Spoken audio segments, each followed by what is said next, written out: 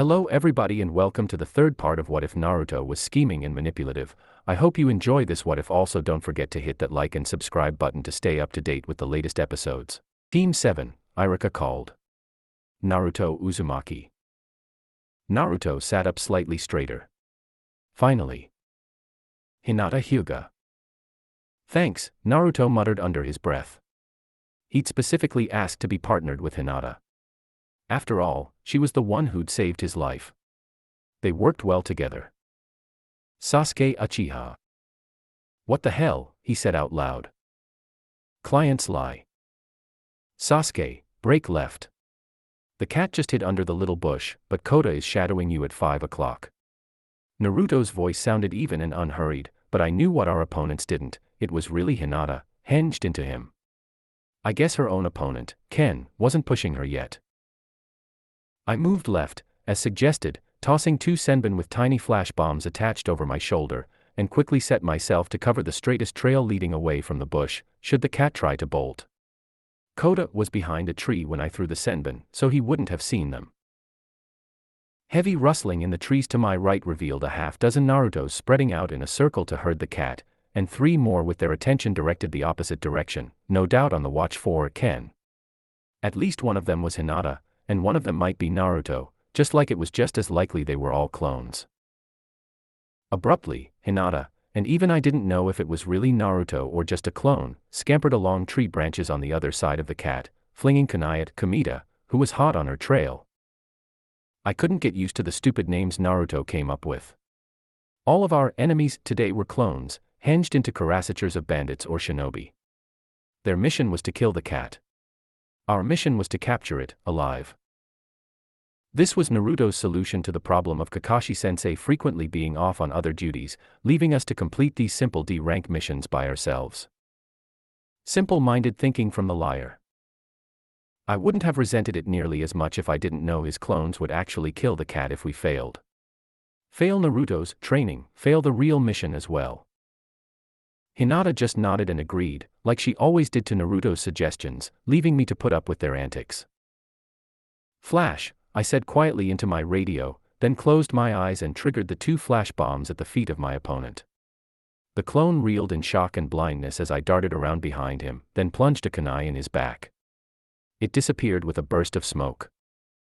Once, I'd stabbed Naruto that way, when he'd been hiding as a clone. The memory made me smile. Damn it, Sasuke, his voice crackled over the radio. The idea was to have to fight them the whole way. I smirked, pleased.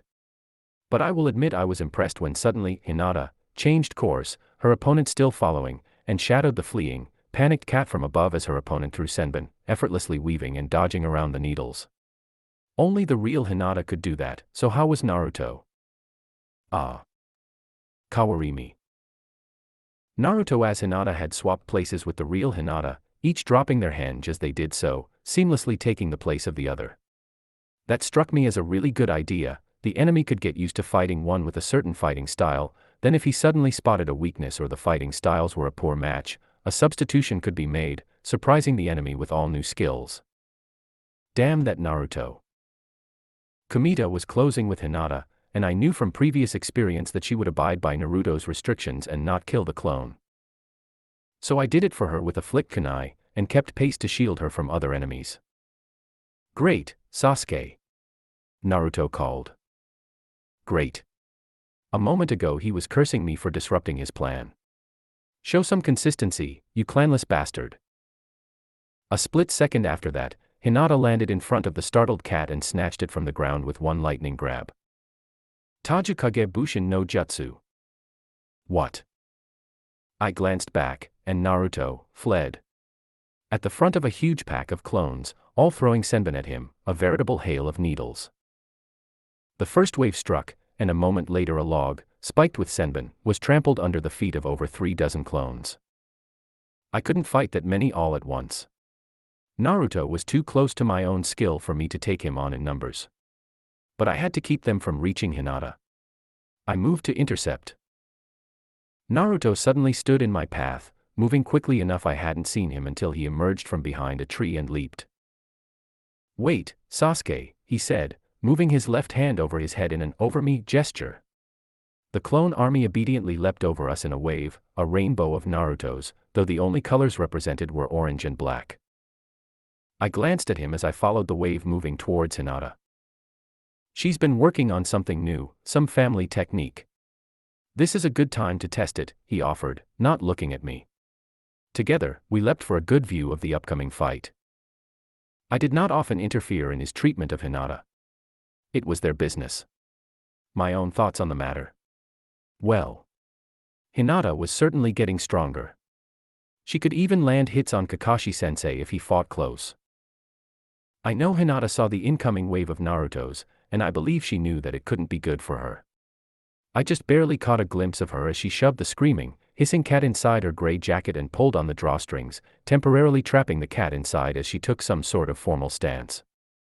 Then, as the first wave of inbound senbon reached her, she seemed to blur, even to my eyes. Hakurokuji on show, Naruto said quietly, sensing my interest. Some family technique she's been working on, but she's trying to use a variation. I didn't know what the variation was, but as I watched Hinata start slowly turning in a circle, her torso whipping like mad in all directions and her arms a windmill around her, sending senbon flying by harmlessly or deflecting them away, I marked it as something I intended to learn. Without an area effect jutsu, I'd be hard-pressed to avoid that many senbon, myself.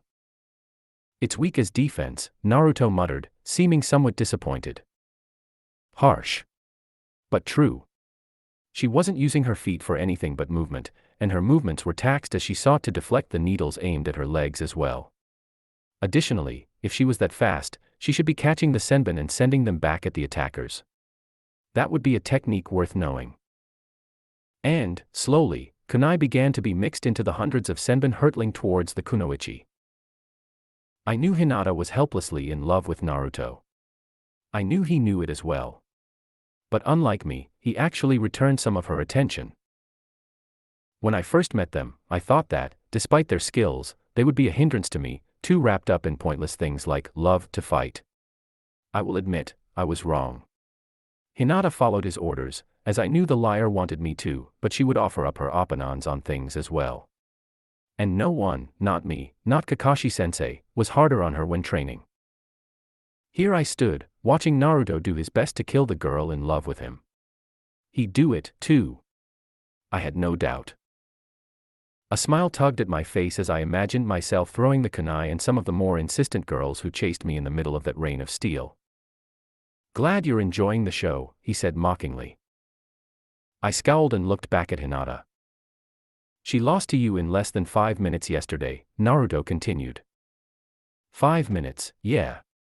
She wasn't on my level yet, though she was easily the best kunoichi to come from our class, and probably better than most of the males. Naruto might be on my level. One of these days, I'd press the issue. I was curious how long it'd take me to beat him. Both of our eyes widened as there was suddenly a change in the pattern of deflection. Her movements weren't as smooth, not quite as quick. She's taken a hit, I finished. She's got to improve if she's going to be anything but a set of eyes for us, Naruto said grimly.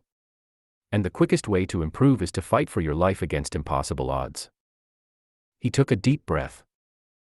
Don't lose, Hinata, he shouted, and with a roar from the clones, the rain of deadly steel doubled. Naruto wore 2 pouches, these days, and even with dozens and dozens of clones, he must have packed them to the very limit with senbon, which he rarely used. For training like this, it made sense. Despite his lethal intent, I doubt he really wanted to kill her, and senbon did the least damage of the 3 common thrown weapons. Hinata's movements changed again, and again, brief bits of hesitation, a gradual slowing, a redoubling of efforts, as she was hit again, and again. Her spin grew faster, her legs dancing, and she began slowly winding through the trees, trying to get out of the circle of clones. With luck, and, admittedly, a bit of skill on the Hyuga's part, none of the needles or knives would hit the struggling cat in her jacket. Without so much a warning as a slight decrease in volume, the attack suddenly stopped, and Hinata stopped her mad whirl, one arm extended, the other crooked back into one side. She was perfectly still, except for the rustling and yowling under her jacket that said the cat was still alive, and very, very unhappy. Her left forearm had nearly half a dozen needles buried in it, 4 in her back, and the worst looking but least disabling was one stuck right in her left cheek, close to her mouth. I kept my face impassive. Way to go, Hindash. She exploded into motion, and suddenly, for a shining moment, the air was alive with senbon flowing outwards, and then she wasn't there anymore. 24 clones died in an instant as the senbon hit, their speed leaving Hinata's hands far greater than anything the clones had managed. And then she was among them, and she began to kill. Naruto's words choked off, then he recovered. Not bad. I suppose that makes up for the pitiful technique. And she kept the cat safe, so we didn't even fail the mission. I frowned at him. The fool really needed to come up with a way to train his pet kunoichi that didn't run the risk of us failing a mission. Even AD. I did not intend to be on a team that failed missions. Hinata landed in front of us heavily. Naturally, since she had to be exhausted. With quick, jerky movements, she opened the front of her jacket, removed the flailing cat, and hurled it at Naruto with a convulsive movement. Naruto came alive as the cat flew at him, and with a deftness close to my own, the cat was quickly wrapped up in cloth and tied, only its screaming head left in the open. Hinata sank to her knees and breathed heavily. I saw that all of the senbon, even the ones in her back, had been removed already, doubtlessly thrown at the tormenting Naruto clones. The little hole in her cheek was bleeding. Her lips were red with her blood, and with her pale skin framed in dark hair, she looked like a geisha with powdered skin and painted lips. It actually looked good on her. Naruto pulled medical supplies from his black and orange jacket. Come on, let's see how bad it is. Hinata hesitated, looking at me. Odd. But, after that inscrutable look, she slipped off her jacket. Oh. That was it. Instead of a normal shirt, underneath she wore fine armored mesh, and a brief, very brief, set of wrappings around her breasts for support. I was reminded forcibly that she also had the largest breasts of any kunoichi our age. But she also had dozens of short, ragged lines across her breasts and stomach, cuts from the cat's claws that weeped blood, red standing out starkly against black wire mesh and pale white skin. I did not blush. But I did turn away, giving her some privacy.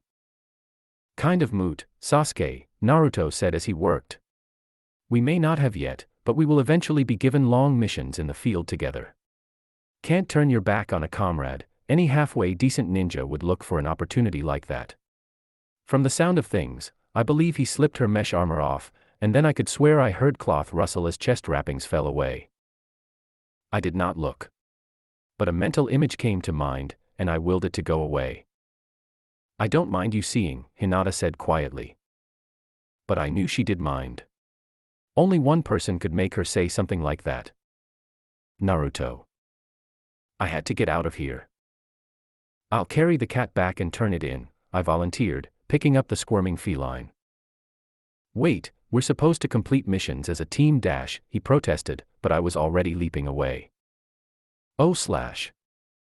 I think we made him uncomfortable, Hinata-chan. Naruto said lightly as they watched the last Uchiha flee through the trees.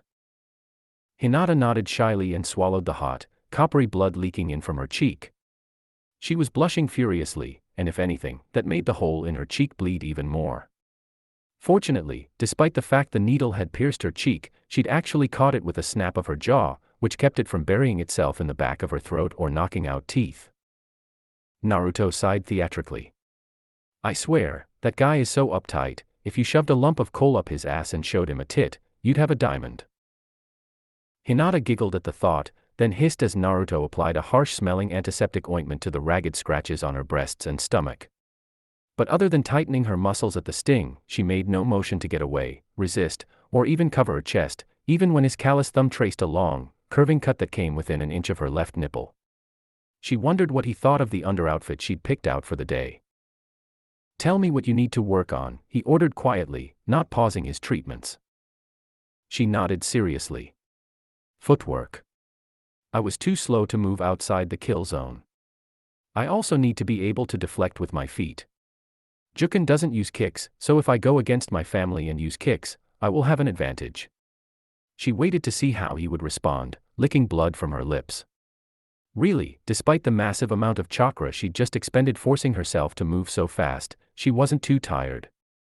Kneeling in front of Naruto, bare from the waist up, her breasts on display, it was all very exciting. She couldn't quite stop the thrill that ran up her spine. She was sure Naruto noticed it, and she blushed more. Naruto always noticed how she was feeling. You also need to be faster with your hands. If you'd caught the senbon and used them for attack, you could have quickly reduced the attackers to a manageable level, Naruto admonished. She flushed. But you said not to kill your clones. Abruptly his hand had her chin in a grip like steel, and he turned her so he could look her directly in the eye. When your life is on the line, rules do not matter. Do what it takes. Her white eyes watered, and her breath came in short hitches and gasps. She nodded as best she could with her chin in his hand. I need you, he added after a moment, his grip easing, his face softening. Don't die on me now. Her heart skipped a beat. He leaned in and kissed her, licking her own blood from her lips with his tongue. She would have swooned, but Naruto didn't put up with that sort of behavior. He let her go. His lips were stained red. So how much damage did you take in your arm? He asked, breaking the spell. She gasped, then touched her lips, her finger coming away tinged pink. Oh. Very little. I couldn't catch them all, but I could move where they would hit and cause the least damage. No tendons, no blood vessels, just muscle tissue and skin. She paused, then added, the same with my back. Naruto nodded. I'll get there in a minute. First I'll wrap your arm. He used more ointment, then wrapped her forearms, both of them, in cotton bandages, all the way down to her hands, which were also nicked and scratched from contact with sharp points and edges as she slapped kunai and senbon away, despite careful application of chakra. His control was rock solid, despite the interesting things moving her arms did to her other assets. But Hyuga were trained to notice eye movement. Rather than being embarrassed that he looked, she felt pride. He liked her body, and wouldn't let her believe that she was plain and dark. Naruto said she was the most beautiful girl in Konoha, and Naruto was the only opinion that mattered. Her back he took his time with, massaging medicine into the deep muscle tissue of her back while she lolled her head in obvious pleasure, and as he applied sticky bandages to each of the puncture wounds, he kissed the side of her neck. She arched the side of her neck into his kiss as the massage turned from working soreness out of her muscles into gentle caresses that left her skin pricking and sensitive. Naruto might have caused her to be hurt more than any other person in her life, including her father, but he also never failed to make it up to her, in some ways equaling the pain with pleasure. She had lost her body modesty months before. Now, she just wanted him. He slid around in front of her again to dress her cheek, dabbing a powdered blood-clotting agent into the hole in her cheek, which stopped the bleeding almost instantly. Her good behavior faded, though, as she began stroking her cheeks against his hands as he attempted to dress the wound, her eyes half-lidded as she kissed his fingers. Blood and medicine and the faint fishy tang of the blood-clotting agent, and Naruto kneeling there, looking at her with that mature, ageless face she loved so much. He smiled at her as he finished, then held his arms wide in invitation. She practically swarmed into his lap. Despite being slightly shorter, he always made her feel like the most petite girl wrapped in his big strong arms. He chuckled good-naturedly at her antics as he turned the conversation over to Sasuke and how they would deal with him, and she missed the predatory gleam in his eye, despite her focus on him. She'd already offered herself to him. One day, he'd take her. Hinata woke gasping and flushed, biting her sheet as she writhed on her narrow futon. For several long moments, all she could do was lie there, breathing deeply until her heart calmed. Wow. Now that was a dream. But it was starting to get light outside, and she could use the labeled training dummies while most of her clan were still asleep. It would go a long way towards reinforcing her image as a dutiful but somewhat inept and worthless daughter. She had an image to maintain after all. So leaving her sweaty, tangled sheets behind, she slipped on a pair of shorts and a shirt and stepped into the cool morning, leaving behind her dreams of how she and Naruto would christen his office desk when he became Hokage. I woke up to the sound of a rock bouncing off my window. Repressing a groan, I rose and grabbed my clothes, intending to slip out the front while the annoying person stared at my window. No such luck. Hey, Sasuke. Wake up. Oh, it was Naruto. Well, it certainly could have been worse. Last time this happened, it was some brown-haired academy girl in glasses, with a scroll of poetry she'd written about me. Creepy. It wasn't even that bad of poetry. Kunoichi training or not, it took some talent to have a passage with the line, "I want to bathe you with my tongue," in iambic pentameter. Was even kind of sensual. But creepy. Yes, definitely creepy. Oi, Uchiha. The tapping on my window grew faster, and with some irritation I twitched the curtains out of the way to reveal Naruto hanging off the outside wall, rapping with one knuckle. Instead of his usual orange and black clothes, he was wearing shorts and a white t-shirt. What? I asked, not bothering to hide my irritation. How would you like a free meal? He asked seriously. I just looked at him. Oh, come on, I'm offering you a job, not trying to seduce you, he complained. At least open the window and hear me out. HN. I walked away to start getting dressed. I usually showered at night. Kept my bed cleaner. Damn it, Sasuke. I put on a fresh shirt. I didn't have to see him to imagine that frustrated expression he put on when things didn't go the way he wanted, though, since I wasn't looking, I wondered if he bothered. All right. Just listen. You've got to be tired of these pathetic D-rank missions Kakashi's giving us, right? HN. He took that as encouragement. Yeah, me, too. So I've been doing a little reconnaissance, a little mission planning. And I think I know what mission we're supposed to get today. I didn't say anything. I had clean shorts laying around here somewhere. So I propose we get it before they contract it out. It's an easy job if we use jutsu, but knowing Kakashi-sensei, he'll tell us not to and it'll take all damned afternoon. But if we go knock it out this morning on the side, not only will we still get the money, it'll be easier, and we might get something more interesting this afternoon. He paused. Or nothing at all, which would be cool, too. Why are you telling me this now? I asked. 'Cause I was gonna tell you yesterday after we turned in the cat, but you ran off, he said a bit petulantly. It's your fault I had to find you this morning. HN. Now for shoes. Look, the job is clearing a lot on the edge of town. It's covered in brush and there's a lot of bricks and stuff on the ground. I'd get Hinata, but she's doing some sort of family thing this morning, and you've got better skills for it anyway. Just hit it with a fireball and I'll pick up everything. I glanced at the window. He smiled at me. Hey, I've already talked to the people, and they'll give us each a 7-course meal ticket to Aishitoba's. That's better than D-rank pay any day. 1 katan jutsu and a few minutes with my Kagebushin and we're done. That was pretty tempting. Aishitoba's was high-end.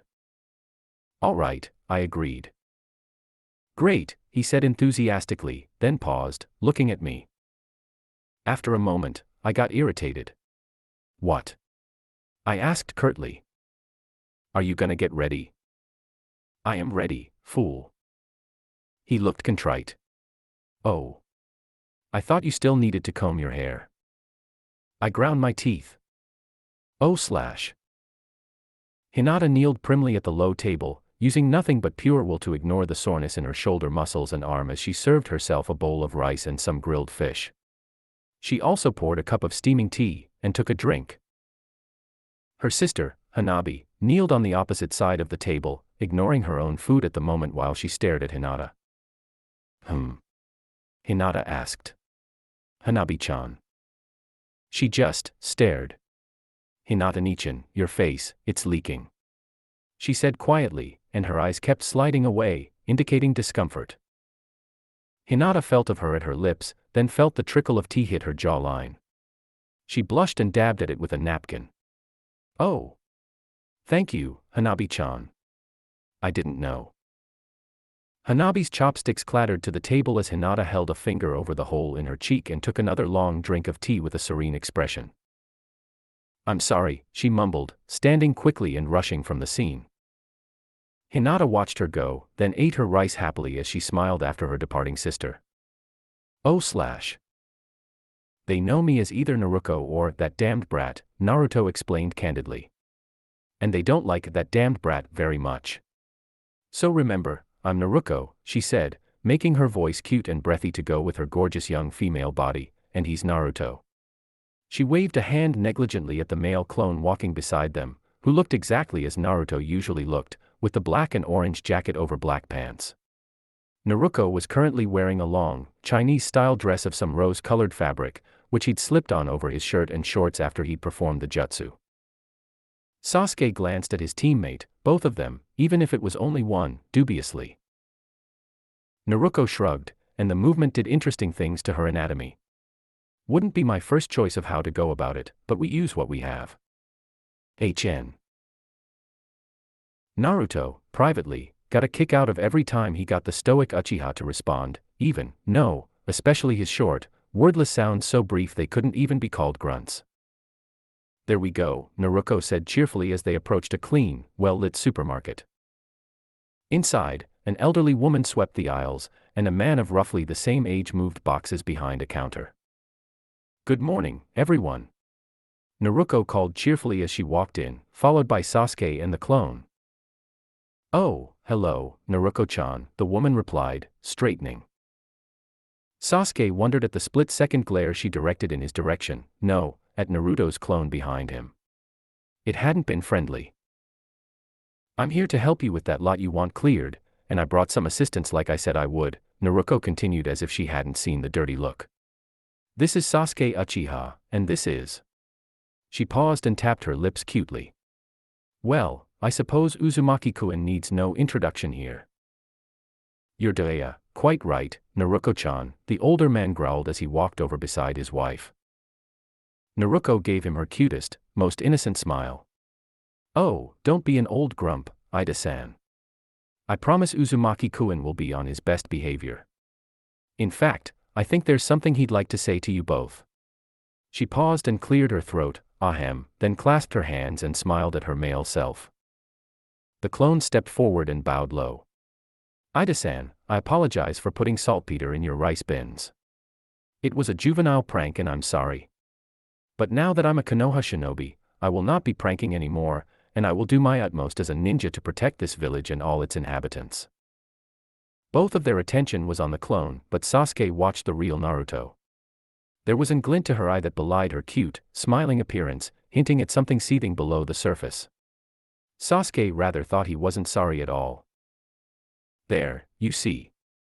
Naruto said smoothly, stepping forward to intercept their glares, which quickly softened as their attention turned to the friendly young blonde. He's sorry, and he'll make it up to you by helping us clean up the lot. I'm sure he's not a bad boy, just a bit mischievous. Every town has at least one. She cocked her head sideways and smiled. Sasuke wanted to retch. Naruto was a dangerous ninja, not as dangerous as him, perhaps, but formidable just the same, and no one with that kind of skill should pander like that. I'll forgive him if you insist, sweetie, the woman said grudgingly. But be careful that your forgiving heart doesn't get you in trouble. Some people are just born bad, and they can use honeyed words to fool you. Naruto bowed. Thank you, Ida-san. I will remember that. Well, okay, but he better not slack off and make you do all the work, Ida said gruffly, his hand on his wife's shoulder. The clone took his cue and pushed around Naruto. Hey, I'd never do that to Naruto-nichan. Just you watch, I'll do more than my share of the work. We'll see, he growled. The lot wasn't very far away from the grocery store, and something had once stood there, but had long since been torn down and hauled away.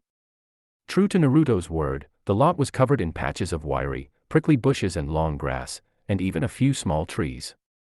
Beneath the vegetation lurked innumerable bricks and stones which would also have to be removed to make the lot suitable for building on again. Naruto and Sasuke walked in silence, while Naruto kept up a cheerful, meaningless conversation with Ida, demonstrating a detailed memory of their grandchildren, as well as his back aches and the Ida matriarch's bursitis. Despite the wrongness of his teammate turning himself into a simpering female, Sasuke had to respect the effort and skill shown. If they ever went on a mission that needed someone to go in undercover, he was sending Naruto. Okay, we're here, Ida said, remarkably cheerful from his conversation with Naruto, as he sat down a bag of mixed box drinks his wife had sent as refreshments for the trio. When my son died 12 years ago, I didn't have the heart to try and rebuild here, but now the grandkids are growing up and needing a place to work, so it's time to break new ground, he said, scratching his chin thoughtfully, then brightened. Old Miura let me keep some tools in his building over there, so I'll go get some axes. Oh, I'm sure we won't need them, right, Sasuke-kun? Naruto said brightly. Why don't you show Ida-san what you can do? Giving her a dark look, he walked to the edge of the lot, considering it thoughtfully. Then, before he allowed himself to grow irritated with the whole mess, he raced through a set of seals and leapt into the air. Katan, Gokaku no Jutsu. A stream of fire burst from his lips, hitting the ground and curling back around itself, forming a gigantic ball of fire that almost touched the boundary markers for the lot itself. Grass, bushes, and trash alike was incinerated in the blast, leaving nothing but a fine black soot. Wow! Ida said appreciatively. You are strong, young man, but I guess that's to be expected of a member of the famous Uchiha clan. He nudged Naruto, who bent willingly with his touch and took a step away, as if unbalanced. You've got yourself a fine boyfriend there, Naruto-chan, he said, grinning. Sasuke's head whipped around in shock. I hope he treats you to a nice night on the down in addition to Aishitoba's for your date, he continued. Oh, don't tease me, Ida-san, Naruto replied playfully. Sasuke-kun is a bit too young for me, after all. Besides, I already have someone. Oh, the old man replied, clearly intrigued. What's the name of the buck who's captured our dear Naruto-chan's heart? Sasuke watched as Naruto giggled, and put her hand on the older man's chest. Ah, Ida-san, a lady does not kiss and tell. She winked. Besides, it wouldn't be appropriate, at this stage in our relationship. Before he could reply, she turned to the others. Uzumaki-kun. Could you tell me if the stones are cool enough to pick up now? For a moment, he wondered why Naruto kept referring to his male self with the more formal last name, then decided it didn't really matter, and put it out of his mind. The clone, for his part, picked up a scorched stone thoughtfully, then nodded. Sure, Naruto-nichan. They're warm, but not hot. He smirked at Sasuke. Now it's my turn. Kage Bushin no Jutsu. How? It was a clone, damn it. Naruto might be able to create hundreds of clones, but a single clone shouldn't be able to do it. Admittedly, the clone barely produced 24 copies of itself, but it still spoke of a hidden power. When they'd done their brief tree-walking exercise the third day they'd spent with Kakashi-sensei, he'd told them all that Naruto made up for his lack of a powerful bloodline like the other two by having more chakra than all of them combined, even including Kakashi himself. It didn't make him a better fighter, but it did mean he didn't get tired like the others. A useful trait in a teammate, Sasuke would admit. The small army of clones spread across the lot and immediately began picking up stones and bricks, under the doubtful eye of old man Ida. See? Naruto said brightly. I told you he was useful, and wanted to make amends. Now if you'll excuse me. She took over a section of the lot close to them, and also began picking through the rocks. Sasuke felt the old man's eyes come to rest on him for all of about a second before he HN'd and stalked forward to pick up rocks with Naruto. What an annoyance, he'd just been brought in to use a fire jutsu, not scratch through the dirt and get sooty.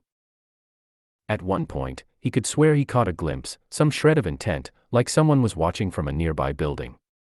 But despite covert glances around, he couldn't spot anyone. It was probably just a Konoha ninja checking to see who was using a flashy technique like the Grand Fireball. Whole or usable half-bricks went in a pile in one corner, everything else went to a steady stream of clones making runs to the edge of town to scatter the rocks where they wouldn't get in anyone's way. Wow, good job, Naruto-chan, Ida said appreciatively about 15 minutes later, when most of the work was done and only a few clones remained scratching around for the smaller rocks. I have to admit, I wasn't sure if I should let you have the job, but you did a better job than I could have expected if I'd paid for a shinobi team. Naruto giggled, and, much to Sasuke's surprise, blushed on cue.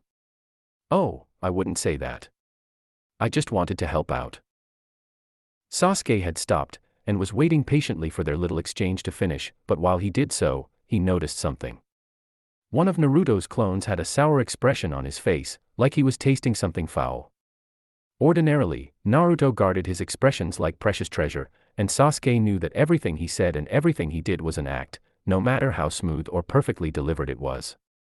Sasuke was no fool, he saw Naruto for the accomplished liar he was. But that clone, the one raking dirt into a large hole left behind by a section of wall, had an open, unguarded expression that spoke of barely restrained hostility. Deep inside his heart, Naruto must really not like the guy. Interesting. Sasuke would remember that little flaw in the Kagebushin. He smiled benevolently at her. Well, you certainly did. And here is your reward. He pulled out 2 slips of paper, meal tickets to Aishitoba, and handed them to her. Thank you, she replied brightly. I'll just give these to the boys and dash. Wait, you're going to give yours to the Uzumaki brat, he spluttered, interrupting her. She put on a confused expression. Well, of course. He did do a lot of the work. I didn't do anything at all. But. He began, then sighed and nodded. You're right, Naruko-chan. You're absolutely right. His expression firmed. But don't you think you didn't do anything, you were a big help to me. In fact, here. I've actually got another one, but I want you to have it. He wagged a finger at her as he pulled another ticket out. And no giving it away, okay. Thank you, Ida-san, she gushed. I don't deserve it dash. You do, now take it, with our blessing, he said, closing her hand around the ticket. Naruko-nichan, the clones called. We're done. And all but one popped out of existence. And just in time, too, she called back at herself, before turning back to her employer. Well, Ida-san, thank you very much for letting me help. She glanced at Sasuke. Knowing his cue, and resenting it anyway, Sasuke sketched a short bow and murmured thanks. Yeah, thanks, old man. Glad I could help you and Naruko-nichan. No hard feelings, all right. He bowed and thanked them in return, and if his movements were a little stiff and his smile a bit tight, no one called him on it. Naruko waved one last time as they walked away, together. You split yourself in 2, so he'd pay you twice as much, Sasuke said without preamble. Naruko grinned at him and tapped the side of her head. Sasuke shook his. Always thinking, Naruto. She giggled and cocked her head sideways, for all the world to see as a cute, airhead young blonde. Beware the stupid act. It is, after all, just an act. HN. He glanced at her. You really hate those people. It wasn't a question. Naruto didn't trip, didn't make any sort of outward indication of surprise, but there was something, a hesitation, a tension, that spoke volumes to Sasuke. His first impulse was to deny it, but Sasuke wasn't the type to just fish for information without being pretty sure of himself. So he'd respect his teammates' deduction skills. A more genuine, but cruel, smile twisted her sensuous lips. Yeah, I wanted one for Hinata-chan, but I really just wanted to screw the old man out of more money. Aishitoba's is gonna taste sweet. They walked along in silence for a moment as Naruto handed payment over to his teammate. Saltpeter. Sasuke wondered what would make Naruto go so far as to steal another man's sexual potency. Naruto grinned. Every day for almost a year and a half, before he got wise and hired someone to catch me. His wife thought he was just old and impotent. Sasuke shook his head. But a tiny smile tugged at the corners of his mouth. Tiger penis and rhinoceros horn soup doesn't do a whole lot of good when it's loaded with saltpeter, but it still costs the same. It was sort of tame, for revenge. Nothing at all like what Sasuke would perform when he got the chance. But there was still a certain artistry to it he could admire, and from various comments and rumors about what had really happened to Mizuki-sensei, Sasuke suspected Naruto was capable of more. Sasuke Kun. With a start, he glanced around, shaken out of his musing. Oh, hell. 2 young girls sprinted towards him from several blocks away, one leggy blonde, one shorter, with pink hair. Sakura and Ino, the only other two girls in the academy who were good enough to make genin, despite spending most of their time and energy annoying him. Sasuke-kun. Who is that? Harlot. They were getting closer. With another start, he glanced at Naruto, smiling beside him. He'd actually forgotten that he was currently in the shape of a girl. A girl walking with Sasuke. Ah hell. This wasn't going to be good. There were so many potential misunderstandings.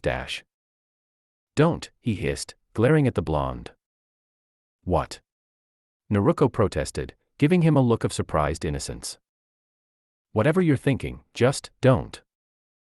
You're no fun, Sasuke-kun, Naruto complained, giving him doe eyes. But as the girls drew near, she added, want me to get rid of them? I got it. Sasuke. Who is this girl? Don't tell me she's. Sakura cried. Sasuke, say it ain't so. Ino added a second later. Naruto stepped forward, throwing out her voluptuous breasts aggressively. That's right, girls. Wah, they cried together. Yes, she added, striking a pose. Everything you fear has come true. You've wasted your opportunity, girls, and while you sat on your hands, I snapped him up. Sasuke gave him a look that simultaneously spoke of betrayal, fear, horror, and murder. No oh. Tears streamed down their faces. Oh yes. And you better not lay a hand on him, or I'll kick your asses. Sasuke. Sakura whined. How could you let this happen? Sasuke had no choice in the matter. Naruto proclaimed. Naruto was no match for my feminine wiles. Maybe we can still have a threesome, I'm willing. Wait, what? Sakura spluttered. Yes, that's right. Naruto's mine. All mine, she claimed, grabbing her clone by the arm and jerking him close. You can't have him, so there. She stuck out her tongue. So, you're not dating this. Ino began, the tears gone instantly and hope renewed filling her eyes. Take me away, Naruto-sama. Naruto cried, jumping into his arms and flinging her head back with wild abandon. Take me back to your love shack and ravish me. Okay, he agreed. He slung her over his shoulder, displaying her pert rump to the stunned trio, gave it a little slap, gave them a wink, and jumped away. Oh slash. Naruto sat cross-legged, upside down, hanging above the bridge. Team 7 met their sensei at. His expression was the very picture of serenity.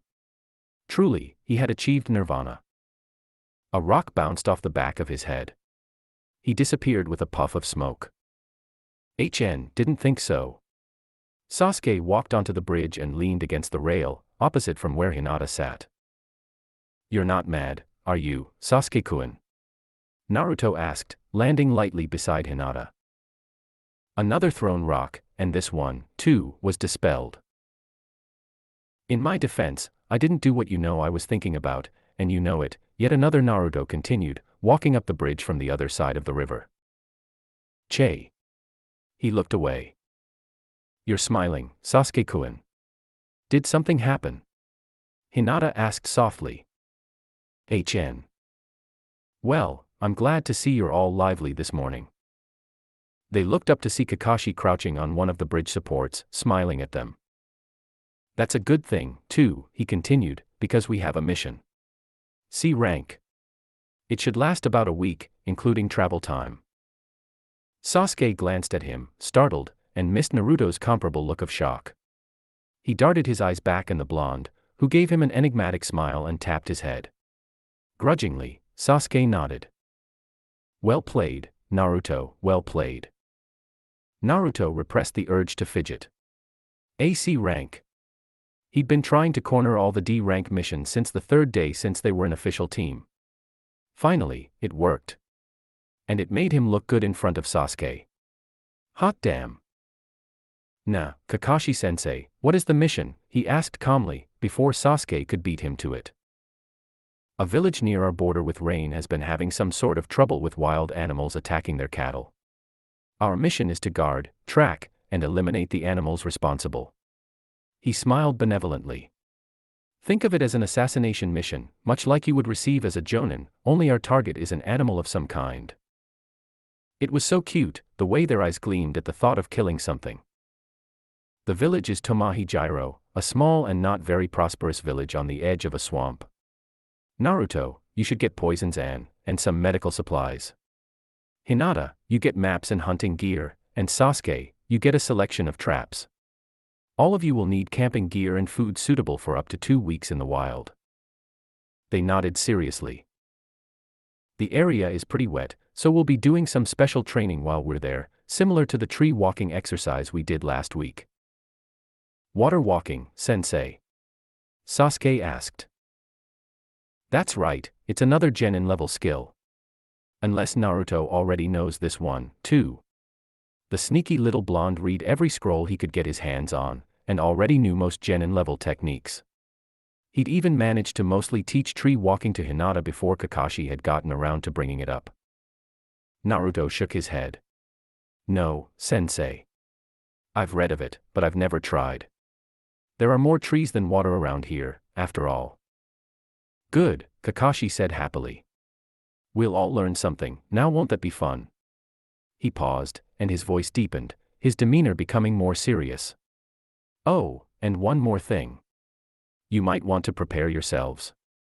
Some of you might not come back alive, or at the very least, you will see horrible things. The animals that have been attacking the cattle, no one knows what they are. But they say that the cattle have been torn apart with a savagery unseen in man or beast.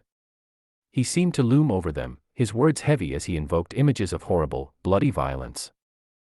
His students just looked back at him evenly. Abruptly, he was back to smiles. Ma, that's what they say, anyway. You have until noon to get ready. Meet me at the gate of Konoha, and don't forget anything. They all nodded solemnly and jumped away, hurrying to their assigned tasks. Kakashi shook his head and sighed. Why did they give me all the homicidal ones? If I didn't know better, I'd say there wasn't a spark of humor in the whole group. He paused. That, or my jokes aren't funny. He paused, considering. Nah, sensei, this is it. Naruto asked, looking at the shallow stream dubiously. The sun was dipping low in the sky, and they'd been running at top speed, a mad waste of chakra, but Kakashi, presumably, had his reasons. It is, Kakashi replied mildly. We'll be spending the night here, so why don't you go ahead and set up camp, first? I'll observe. Picking a nearby tree, he leapt into its branches. They were still deep in the fire country, and the area was heavily wooded with massive trees. The little stream didn't so much wind between them as trickle over their roots, forming shallow but steep banks and the occasional deeper pool. Naruto's first response was to make a dozen clones and send them to scouting the area, while he began digging a small, concealable fire pit. Hey, Sasuke, can you handle the tents? Make your own tent, Naruto, Sasuke spat back, quickly assembling his own. I'm going to dig a latrine, so unless you want to switch. He warned. Sasuke grunted. Hinata, for her part, activated her Byakugan and began wandering around the camp slowly, ostensibly looking at the ground, but really her attention was elsewhere. Kakashi-sensei in the tree. No traps. No dangerous plants or animals. No sign of human contact anywhere, not a footprint, oddly bent stem, or scuff mark anywhere. Small fish, char, in the streams. Some plants lining the banks, not very close to the water, and dotted between the trees' roots. I don't think anyone has been here in a long time, she said quietly, glancing up at Naruto, who was jamming rocks together in a circle around his pit. There aren't any signs. That's not quite true, Kakashi offered from his perch. If you look in the trees, there are a couple of branches with footprints on them. Someone came through earlier today. Hinata blushed. Ayano, that was Naruto-kun. Are you sure? Kakashi asked, raising one eyebrow. She nodded.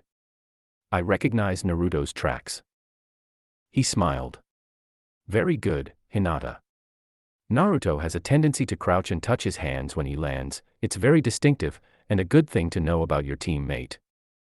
She flushed. I'm not very good, Kakashi-sensei. I can't immediately identify yours or Sasuke-kun's tracks. He smiled at her. All you need is practice. You've got a tremendous advantage, after all. No kidding, Naruto snorted as he picked up the small folding shovel he'd used to dig the fire pit and walked behind a big local tree to dig a latrine.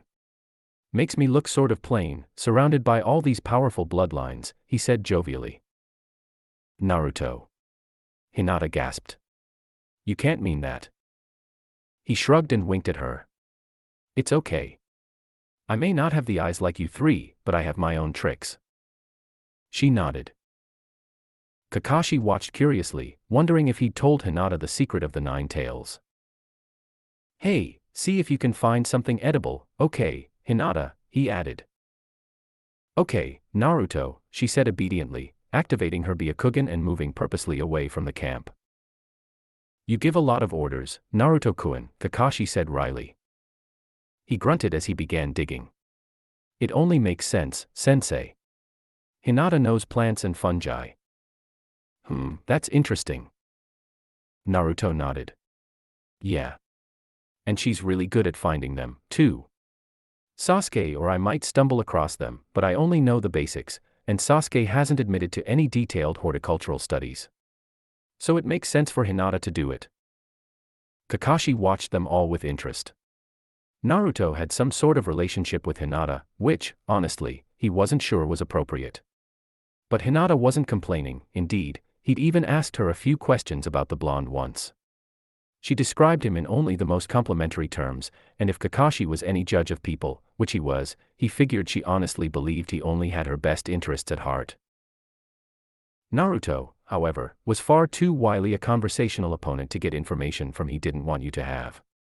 Kakashi eyed him warily, aware that he sometimes seemed to take more vicious options by choice. But, of all the 3 genin, he thought the most, learning quickly and looking underneath the underneath, and creating quite a few layers to hide behind as well. In any ordinary group, he'd be the uncontested leader, if not for Sasuke. Sasuke, at least, was someone Kakashi could relate to. Solitary, quiet, and an utter genius at learning new techniques. He also didn't take orders well. He listened to Kakashi with a quiet acceptance, willing to learn, silently disdainful of orders he could have figured out himself.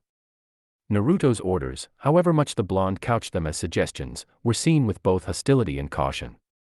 Sometimes he'd take a different path just out of spite, but Naruto was getting especially clever at making sure that not only were his ideas the best ones, they were also the only workable ones. Wearing him down through patience. Interesting. Either Naruto honestly did not think he could win in a fight versus Sasuke, or in a surprisingly sophisticated turn he was using diplomacy rather than brute force. Time would tell. Not a bad camp, he said finally. But I do have to ask a question. Why are there only 3 tents? That was all we brought, Sasuke replied plainly. 'Cause we didn't want to share one big one. Naruto replied sardonically. Oh no. Hinata blushed. He raised an eyebrow. Well, that one's yours, Naruto said pointing. The one on the other side is the one Sasuke brought, and the one in the middle is Hinata's. And you? He shrugged, a small smile on his lips. No point in carrying a tent if I don't need one, right? I packed extra gear, and didn't bring a tent. His eyes flicked to Hinata. She was blushing furiously, and tapping her fingers together, but she looked up, directly at Kakashi. I asked Naruto-kun to sleep with me, Kakashi-sensei. Sasuke twitched slightly at her word choice, and even Kakashi had to still an involuntary response. He wondered if she'd deliberately chosen those words without Naruto's help. He was obviously a tremendous influence. Oh, he replied mildly. And I suppose your father is okay with these sleeping arrangements. Expecting some sort of guilty reaction, he was much surprised when her blush faded and she gave him a look loaded with killer intent. My father is my problem, she said, deadly quiet. And what he doesn't know, she paused, won't hurt me. As a fully fledged Konoha shinobi, my sleeping arrangements are my business. She gave him what could only be described as a look, capitalized. Right, Kakashi-sensei. He shrugged, impressed by her ferocity. To a certain extent, I suppose you could say that. However, that does not mean there won't be consequences. She nodded firmly. I'm counting on it. Well, with that kind of attitude, what can I say about it? He mused. Let's train. He hopped down, a jump of nearly 30 feet, and landed lightly on his feet. Now, I'm sure you're aware that higher-level shinobi can walk on the surface of water with their chakra. He took a number of steps onto the surface of the stream, standing easily on the very surface. The stream was slow-moving, but it was still noticeable how it slowly carried him away. They walked alongside, keeping pace. Hinata activated her Byakugan to watch closely. Sasuke just stared at Kakashi's feet. Naruto had a look of concentration on his face. Kakashi walked a few paces back and forth. The technique involves a continuous flow of chakra. Similar to tree walking, you have to mold chakra in your feet, or wherever you touch the water, but unlike tree walking, you have to release the chakra into the water in a steady stream, or you'll sink. He smiled at them as he slowed, the stream forming a large, nearly still pool. Now you try. None of them moved. But Kakashi was glad to note they each had an expression that spoke of thought. Sasuke looked serious. Hinata had her eyes wide. Naruto looked like he was about to murder someone. Sasuke was the first to step onto the water's surface. And through it, his foot hitting gravel. He pulled it out with a grimace of distaste, and hesitated. Go for it, Hinata, if you're ready, Naruto said quietly, not looking at her. You can do it. Nodding, she took several wobbly steps, sinking slowly deeper into the water with each one. Her face screwed up in concentration, but it was no good, she was standing on the bottom of the pool. She climbed out slowly, then turned and stared intently at Kakashi's feet. He smiled encouragingly, then turned to look at Sasuke, who was trying again. The water was obviously firmer under his feet, but not enough, and once again he sank with a splash 2 steps in. Naruto formed a seal with his hands, then stepped forward. All eyes were on him. 1 step. The water seemed solid. 2 steps, and he wobbled badly, nearly losing his balance. His other foot came forward again, and at first it sank, then it rose, then it sank, he grunted in exertion, and fell over with a loud splash. Sasuke's chuckles weren't very loud, but they stood out. Hinata glared at him. Kakashi smiled silently. Naruto climbed to his feet with an air of wounded dignity, doffed his jacket, leaving himself in a white t-shirt, and tossed it onto the bank. I should have done that before, he admitted, turning to the others. You might want to do the same. No point getting your clothes wet. Hinata nodded and started taking off her jacket. Sasuke stared, obviously so. Naruto's eye twinkled. Actually, I was talking to Sasuke-kun. He formed a seal, and suddenly, it was Naruto standing there, her voluptuous breasts heaving under her thin, wet, white cotton shirt. I'm sure both us girls would love to see Sasuke's manly chest. She cooed. Humph, he said, looking away. Kakashi sighed in embarrassment for his students. Naruto gave Hinata a sultry smile, then dispelled the jutsu and became a boy again. Sasuke, to cover his embarrassment, strode boldly onto the surface of the water, making it 4, then 5 steps before sinking up to his knees. He glanced at the other 2 in triumph. Hinata looked down, as if in shyness, but she also formed the same seal Naruto had used. Hesitantly, she stepped out onto the water. It held firm. Then, she took another. And another. Soon she was in the middle of the pool, near Kakashi. Woohoo, Hinata-chan. Nice. Naruto called. Ma. Very good, Hinata. Your control is very good for a genin, Kakashi said in praise. She blushed. I can see how much you're using, and I tried to use the same amount. Kakashi looked up to see Sasuke, ankle deep in water, glowering. Ah, Sasuke, when you develop your Sharingan, you'll be able to see chakra as well, he offered, mollifying the boy. Really, sensei? Naruto asked. The Sharingan lets you see chakra like the Byakugan. Kakashi nodded. Can you see through stuff, too? Kakashi shook his head. No, the Sharingan is related to the Byakugan. Some say it is an offshoot, but many of the abilities are different. I don't know all the details of the Byakugan. I'm sure Hinata-chan would tell you more than I know, but the Sharingan excels at copying jutsu, as well as creating and dispelling genjutsu. Really? So which one is more powerful? Naruto pressed, walking 2 steps into the water before he sank once more. The Sharingan, Sasuke said quietly. They all glanced at him, except for Kakashi, who looked at Hinata instead. The Hyuga were usually just as proud of their eyes as the Uchiha. Really? Then how come you're still on the bank, and Hinata is out there with Kakashi? Naruto didn't sound like he was mocking the black-haired boy. Sasuke's hands tightened into fists. I haven't developed my Sharingan very far, yet. But I will. He walked into the water, momentarily so distracted he didn't even mold chakra. Naruto made a splash of his own. So why haven't you? He asked, honestly curious. If you want it so bad. Sasuke's head jerked. The Sharingan usually evolves in combat, according to my family's scrolls. I can see that, Naruto admitted. The path to strength seems to often start over the bloody corpses of your enemies. Ma. Kakashi interrupted. That's a violent view of things, Naruto. Abruptly, his face was all smiles. Oh, don't worry, Kakashi-sensei. I only said, seems. I know that the path to true strength begins with friends, and ends. They all looked at him expectantly, Sasuke disdainfully, Hinata hanging on his every word. With lots of friends, he enthused. Splash. They all jerked their heads around to see Hinata flailing beneath the surface. Kakashi chuckled. Even Sasuke had a smile tugging at his lips. Her head burst out of the water as she got her feet beneath her, the shallow pool only coming to about chest deep. She coughed and spluttered. Well, you got the idea down, but you still need to master it. Can you climb onto the surface from there?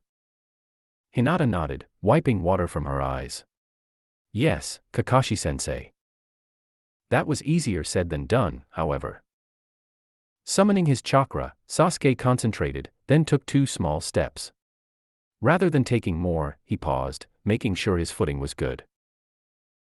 Naruto, too, tried again, making it 5 steps into the pool, he overbalanced and fell in with another splash. He sat up calmly, crossed his legs, formed a seal, and began concentrating. Hinata slipped back into the water, having gotten both arms and one knee out. Sasuke sank again. With a grunt and a nearly palpable wave of chakra, Naruto popped to the top of the pool like a cork, actually flying several inches into the air, before landing slightly sideways and falling over again. Hinata, carefully, climbed back onto the water's surface and shakily regained her feet. Nice, Hinata, he called. Now, can you tell me what I've been doing wrong? You're using too much chakra, she replied immediately, then her jaw closed with an audible click and she looked aghast. Not that. I mean, she spluttered. Cool, thanks, he replied, ignoring the rest of her stuttering. He regained his seated position and started concentrating again.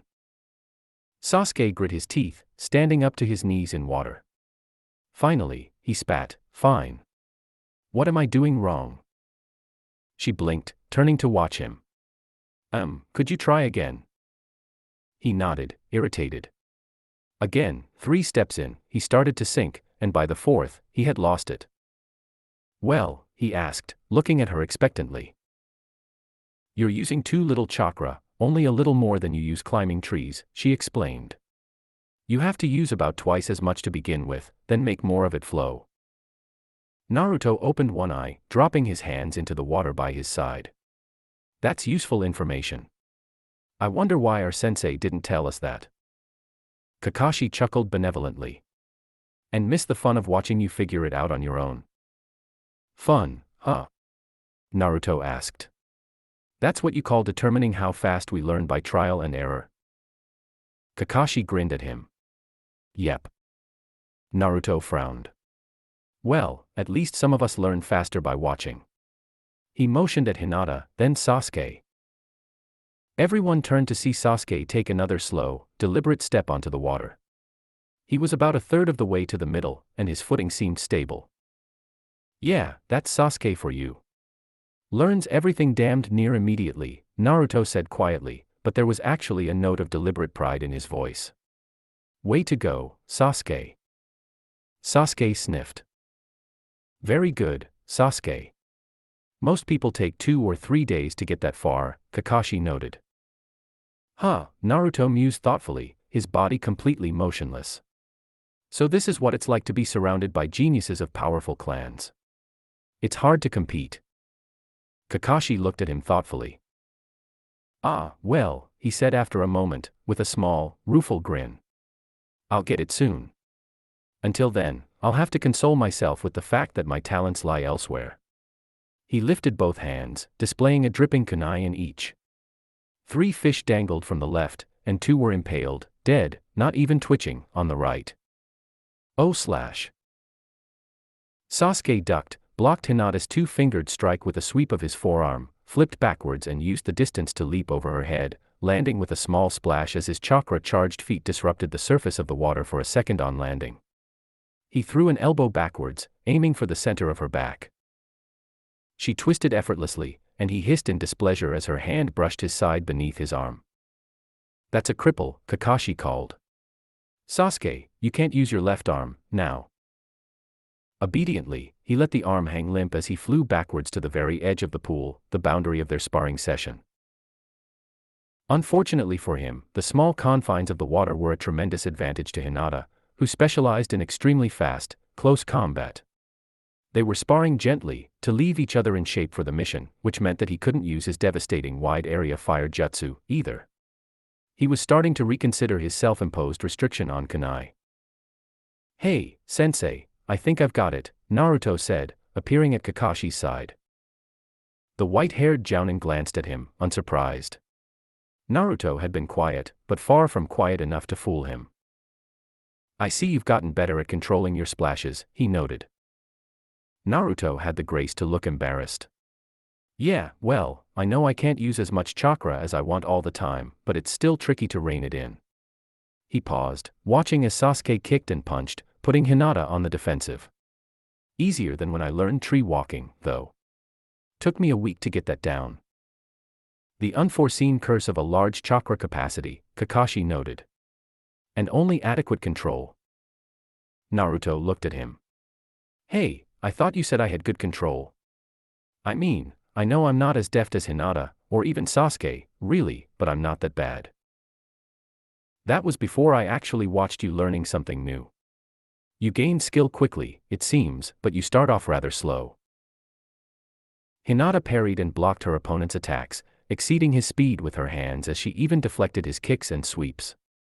Not once had she lost her balance since the match had started, but she was hard-pressed to penetrate Sasuke's defenses when he used all his limbs to defend and attack, and she only used her hands. She lunged, taking him by surprise for a moment, letting her deceptively gentle touches be brushed aside as she spun slightly, aiming an elbow for his heart. His good hand was on her jacket, and she was lifted bodily as he heaved, her elbow striking harmlessly to the side of his head, and then she was flying. Sasuke was waiting for her where she was going to hit the water again, his body stiff, his leg cocked for a devastating kick that would power through her defenses. Hinata's eyes were wide. She could see the tenketsu on his leg as clear as day, even in the fading light of the evening. His kick would hurt, but she'd disable his leg, and soon the match would be hers. She grew closer, readying herself to strike. And then his right arm made a wide sweeping motion, pulling a wire she hadn't noticed, and suddenly her feet were flying out from under her, leaving her to hit the water flat on her back. His leg flashed out, a fraction of an inch from her throat, and she gasped, getting a breath of water as her concentration failed and she sank beneath the surface. And, that's a kill, Kakashi said happily. Very good use of ninja tools against an opponent who can see the finest wire, Sasuke. He glanced back at Naruto. Yeah. You can't always use brute force. I got that. Kakashi smiled. Such a bright student. Too bad he was so bloodthirsty. He glanced at the sky. Well, we seem to have burned the usable daylight. We'll have to see how you do in the morning before we leave, Naruto. Naruto grimaced. Yeah. I took too damned long. Sorry, Kakashi-sensei. He shrugged. Ma, you'll just have to get faster. Now, I believe I smell roasting fish. Stuffed with pepper-seasoned rice, Naruto agreed. Cooking was, of course, another skill you could learn from a book. The meal was well received with compliments from Kakashi and Hinata, and a HN from Sasuke, who otherwise ate without complaint. I have a little test for you tonight, Kakashi began once the meal was through. This will determine your most likely training path for the future. What kind of test, sensei? Hinata asked. A test to determine your chakra affinity, he explained. I trust they explained elemental chakra types to you in school. They all nodded. Well, I've brought several sheets of chakra paper, made from special trees influenced by chakra over a long period of time. He rummaged around in his pouch, then held up a sheet of dirty tin paper for his students to see. After a few seconds, it crinkled into a wad. When it crinkles like this, that means I have a lightning affinity, he explained, rummaging around in his pouch with his free hand, then handing a second sheet of paper to Sasuke. It immediately crinkled, and Sasuke held it up with a raised eyebrow. So I will be able to use lightning jutsu, he asked. Not just lightning jutsu, but you will be able to use them very well, Kakashi corrected. If it gets cut in two, that indicates a wind type. Water, it gets wet. Fire, it bursts into flame. Earth, it crumbles into dust. He held up two more folded sheets of paper with a smile, then handed them to Naruto and Hinata. Naruto looked at his sheet of paper dubiously. Kakashi-sensei, he hazarded. You gave me a page from a book. Kakashi replied. I don't think so. What does it say? Naruto began, tilting it to catch the firelight.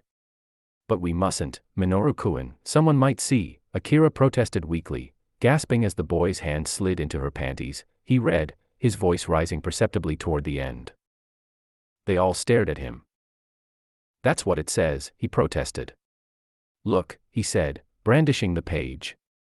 Akira's too large uniform slipped off her shoulders and puddled at her feet, her cute and shy face looking to one side as she bared herself. It's what it says.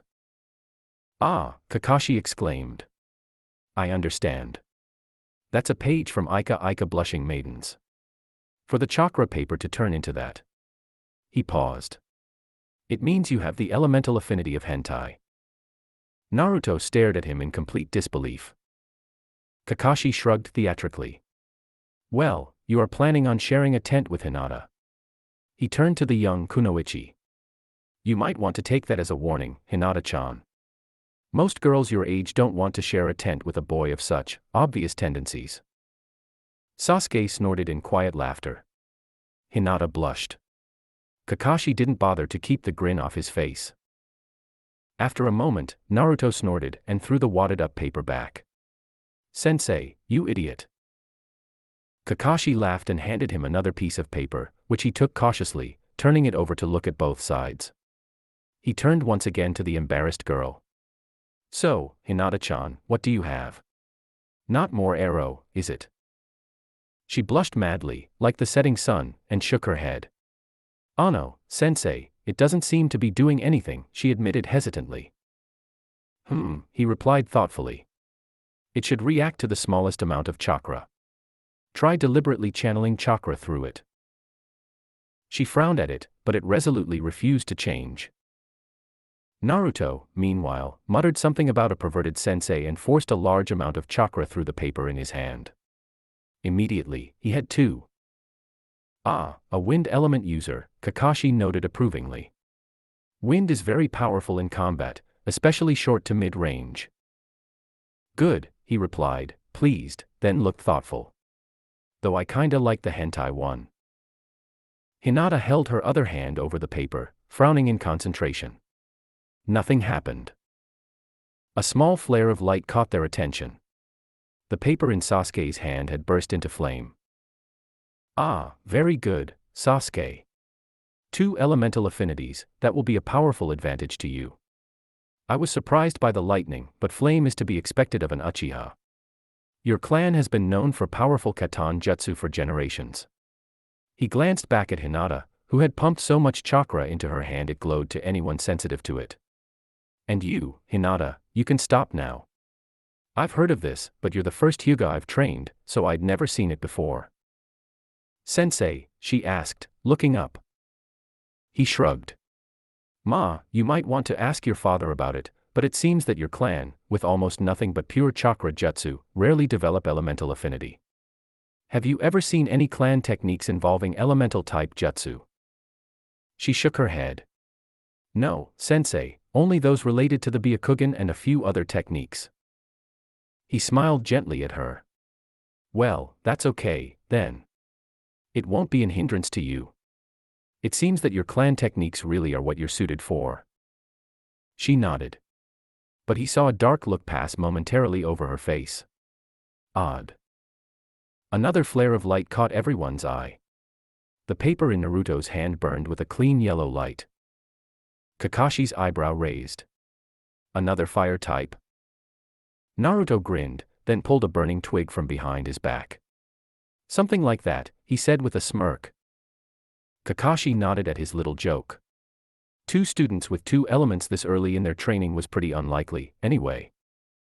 Well, it's been a very informative day. Sasuke has a lot of chakra for a genin, and very good control, he said, gesturing at the dark-haired boy, whose head moved imperceptibly, indicating he'd been beginning to nod off.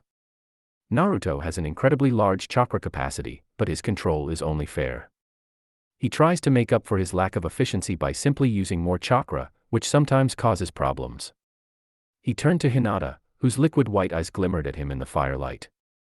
And you, Hinata, have less chakra than the other 2, but you use it with precision. You are clearly going to be a talented close-range fighter. He shifted his position slightly. Sasuke will perform well at any distance, so what he chooses will largely be up to him. Naruto, though.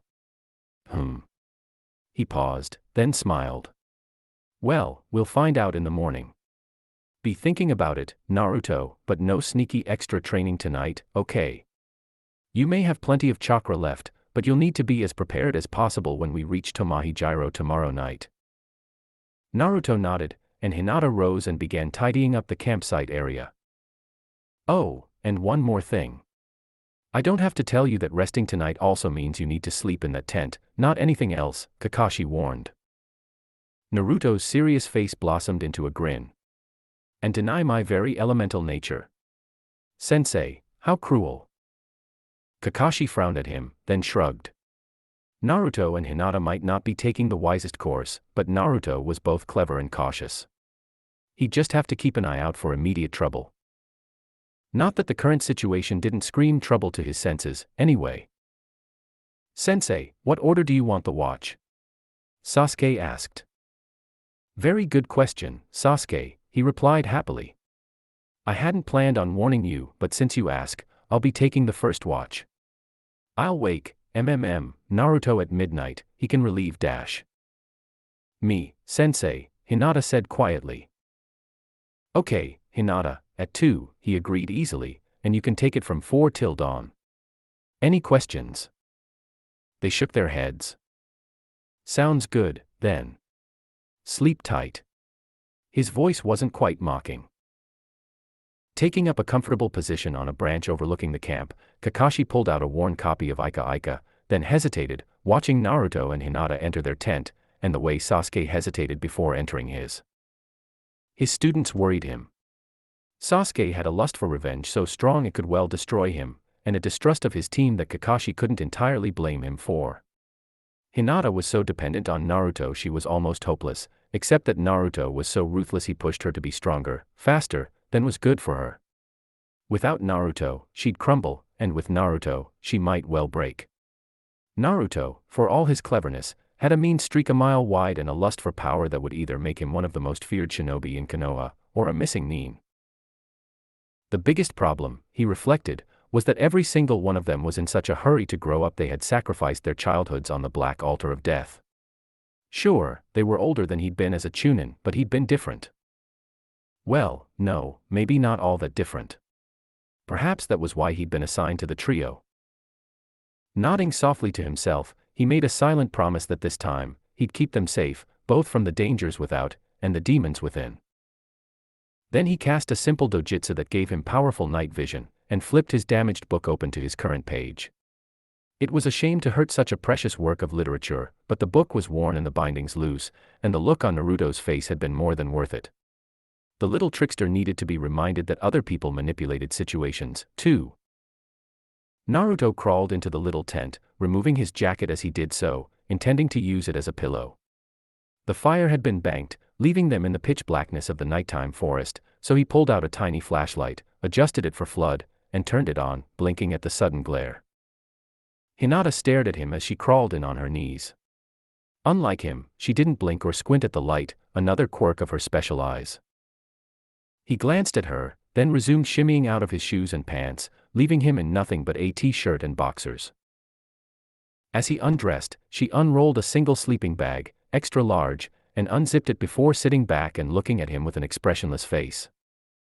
He ignored her as he rummaged through his jacket, checking his hidden weapons.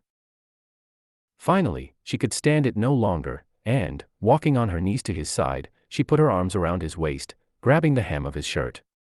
She inhaled deeply, drawing in his scent, musky with the day's sweat and stream water. She kissed the back of his neck, like he did with her sometimes. He didn't react on the surface, but she could hear his heart speed up, just a little bit. Smiling, she gently lifted the hem of his shirt, pulling it slowly upward as he raised his arm and allowed her to take it off. Still, he refused to give her any attention as he continued his equipment check, even as she ran her hand over his lean back and chest, pausing when her fingertips hit the faint scar where Sasuke had accidentally stabbed him in a training session. Still, he didn't look at her. Pouting slightly, she backed off and started getting ready for bed herself. She didn't carry but 2 hidden kunai, 1 in each sleeve, and 3 senbon beside them. As a taijutsu user, she rarely used them anyway, and only carried a fraction of the number either of her teammates did. Her jacket was folded in a manner similar to Naruto's, and put carefully to one side.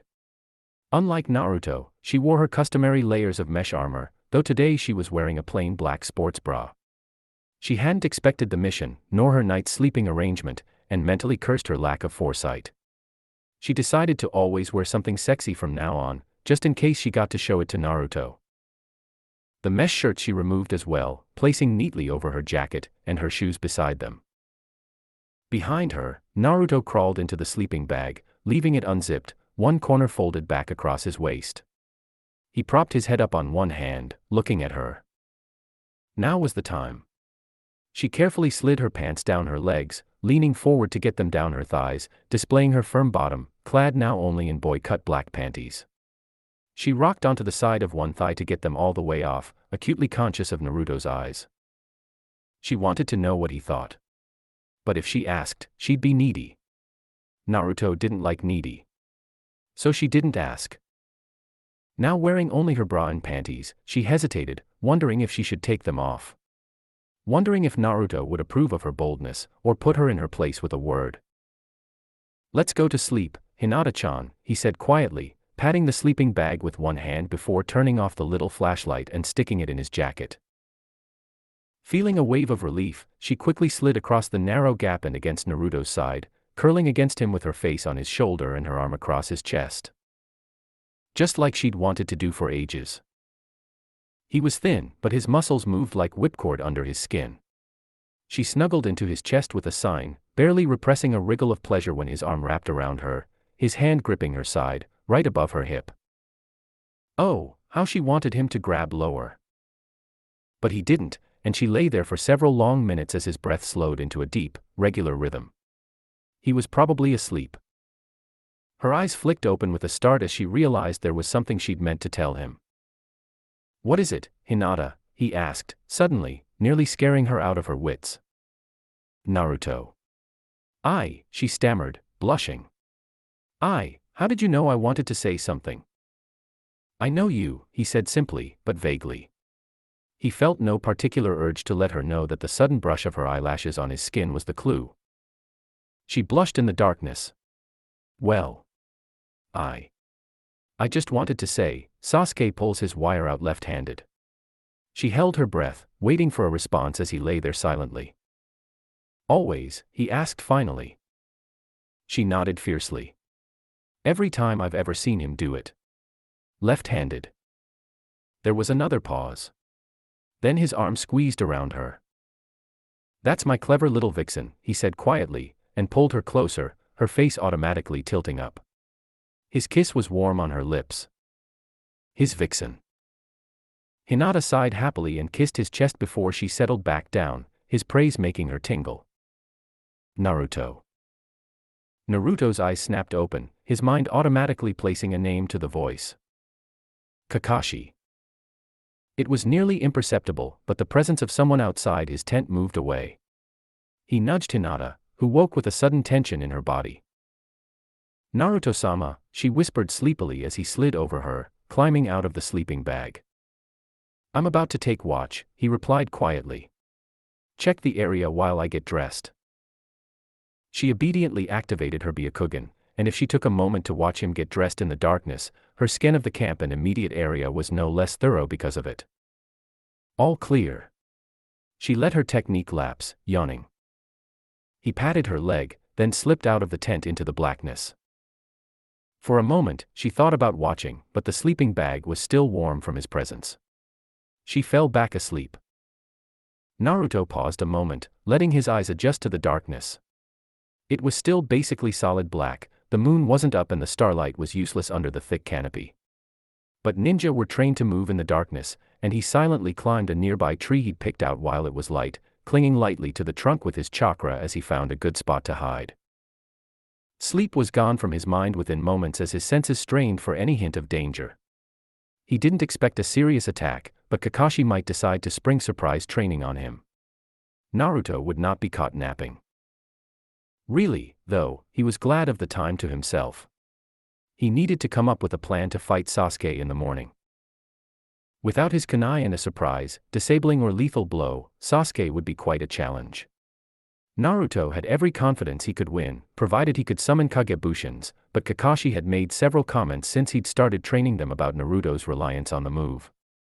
So, just as a point of pride, Naruto wouldn't use the jutsu, whether Kakashi forbade it or not.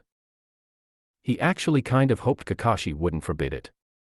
It would be much more impressive to Sasuke if he kicked his ass without it being forbidden. Sasuke was a proud, prickly sort of ninja. Naruto hated that type, except that Sasuke backed up his arrogance every time. He wouldn't be using kunai, either. Actually, he rarely used kunai. If he used ninja weapons, it was usually wire and shuriken. He was devilishly creative with both, controlling up to half a dozen shuriken with thin wires. Add his speed, skill with taijutsu, and fire jutsu, and he was a hell of an opponent. At least his fire jutsu wouldn't be an issue, as a lethal or near-lethal move, they would probably also be forbidden in the sparring match. His speed, on the other hand, while not nearly as fast as Hinata, he also wasn't as one-dimensional in how he used it. Ordinarily, Naruto would set up traps beforehand, since he knew he'd be facing him, and where. Lots of traps. But that wasn't the solution this time. It was beautiful, really. Sasuke was everything Naruto could want in a teammate. Calm. Collected. Popular with others. Breathtakingly skilled. Unspeakably powerful. Vulnerable. His eyes straining into the darkness, Naruto happily whiled away the time, his mind examining the problem from every angle. Hinata woke 30 minutes later, moaning slightly as she flailed in the too large sleeping bag. Naruto wasn't there. That was because Naruto was on watch. Instead of sleeping with her. Frowning sleepily, she gathered up the sleeping bag around her and left in search of Naruto. Sasuke woke at 10 minutes till 4 in the morning. It wasn't a difficult ability, it just took a certain discipline in telling yourself when to wake up. He pulled his clothes on quickly, then left his tent to relieve Naruto at the watch, stretching briefly as he stood straight. Sasuke. The voice was Naruto's, coming from high to his left. Blinking owlishly, he found Naruto's tree and climbed it silently. Halfway up, he found an unusual sight. Naruto leaned back against the trunk, staring at him in the darkness. In his arms, wrapped in a voluminous sleeping bag, was Hinata, nuzzled into his chest. He looked away. She was supposed to be on watch, he noted expressionlessly. True. Naruto didn't elaborate. Are you planning on taking my watch, too? No. Just curious if you wanted me to leave Hinata for you, Naruto replied reasonably. Che, Sasuke spat. Are you sure? Naruto asked. She'll keep you warm.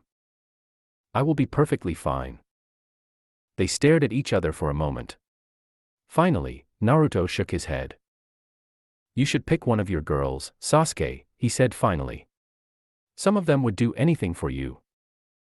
They're too obsessed with me, Sasuke shot back. Besides, some of us can think with our minds, not our dicks. Really? Naruto shifted Hinata in his arms, letting the sleeping bag fall away, displaying pale flesh that seemed to glow in the darkness. She moaned sleepily as she was moved. Sasuke carefully didn't look away, despite the heat in his face. In the darkness, it would be invisible. He hoped. Enticing, isn't it? Naruto said quietly, looking down at the girl in his arms with an unreadable expression. He didn't reply. The tension in his body was answer enough. You're a hell of a fighter, Sasuke. Denying what you want can be as much of a weakness as enslaving yourself to it. He grinned, his white teeth flashing in the dark. I know what you want, Sasuke. I can get it for you. The sneer formed almost of its own volition. I want something far more important than the affection of some girl, he all but snarled. Naruto's grin, if anything, grew wider. You want many things, Sasuke, just like I do. Revenge may be the one you hold on to, but don't underestimate the others. Sasuke stared back, momentarily unsettled. Ah, well. Time to finish my night's sleep, Naruto said suddenly. He stood up carefully, keeping Hinata in his arms, and, with a jaunty wave to the dark-haired boy, stepped off the branch without a sound.